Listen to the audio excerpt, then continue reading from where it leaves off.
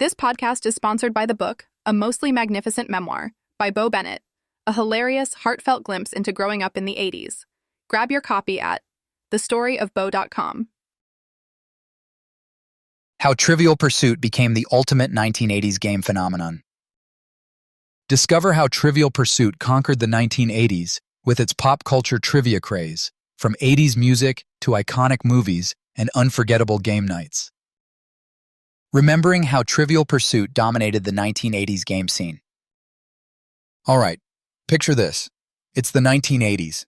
Big hair, neon everywhere, synth pop blasting from every boombox, and Saturday nights dominated by 80s movies and TV shows that we just can't stop quoting.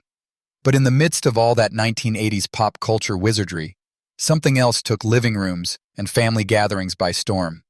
A little board game called Trivial Pursuit. Yep, that's right.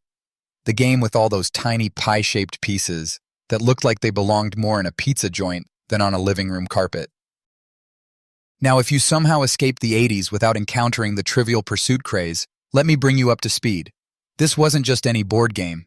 It was the social phenomenon that proved everyone suddenly cared about knowing the capital of Burkina Faso, or the name of Elvis Presley's longtime backup singers, the Jordanaires, if you're curious.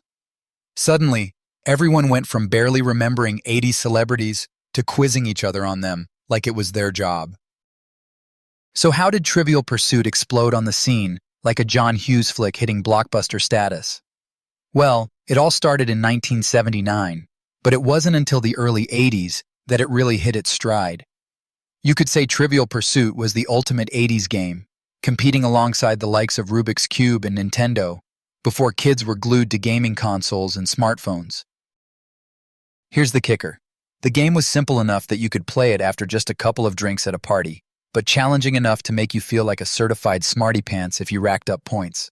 It became the perfect mix of entertainment and subtle flexing of your knowledge about, well, everything. 80s music. Questions about Madonna or Michael Jackson? Check. 1980s fashion. What brand made parachute pants? Hint, not parachute brand. 80s movies. From Back to the Future to The Breakfast Club. Yep, those made it into the question baskets. 80s TV shows. Who Shot JR? Was the kind of question that could make or break friendships in the early 80s. The game hit such a massive popularity peak during that decade because it perfectly captured the essence of the times, a curiosity for knowledge mixed with a love for pop culture. It was the perfect excuse for people to geek out over 80s pop culture at gatherings. Plus, in an era with no internet, it offered a legit way to test your trivia chops and brag about how many categories you could conquer. It also helped that the game was marketed all over the place, from TV commercials that felt like mini-movies to full-page ads in every other magazine, and word of mouth among the growing crowd of trivia buffs.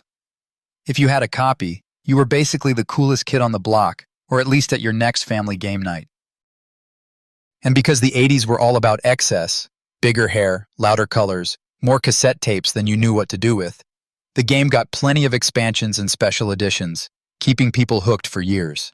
The gameplay was pretty easy to pick up, but the rapid-fire questions reminded you that knowledge could be a weapon, or at least a great party trick.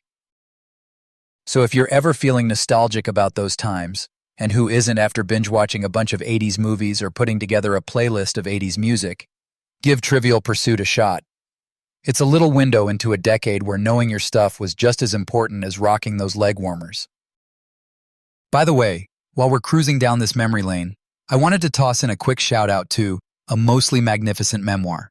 It's a fun and heartwarming story of a kid from a small town growing up in the 1980s, capturing all those wonderful quirks and vibes of the era, from the fashion and pop culture to the everyday adventures that shaped a generation.